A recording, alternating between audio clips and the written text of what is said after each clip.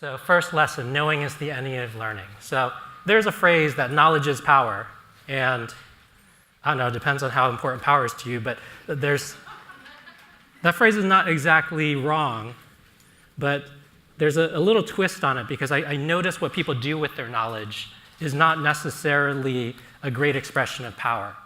See, what knowledge is a noun, and then knowing is the thing that we can choose to go do with that noun.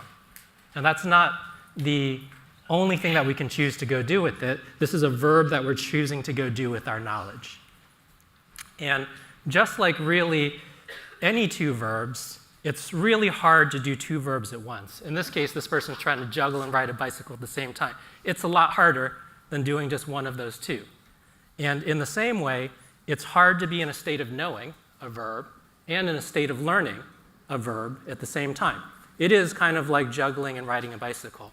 But it actually turns out that it's much, much worse than juggling and riding a bicycle.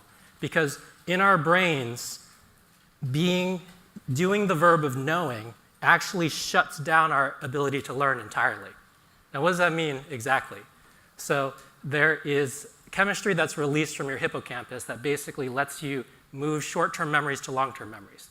This is like you going from, here's the stuff that's happening right now, to, oh, this is cool new stuff that I know now. And it turns out that when you are in doing the verb of knowing, it actually shuts down the release of that chemical. So it basically, when you are trying to tell everybody everything that you know, you're literally shutting down the capability of your brain to go form new learning memories. Because when you're in a state of learning, what you're actually trying to do, what the brain is trying to do, is it's trying to hold its current sphere of knowledge solid and whole. And when you're in the state of learning, it's actually trying to do the opposite. It's trying to expand your current sphere of knowledge. And you can see these two verbs fight each other pretty much directly.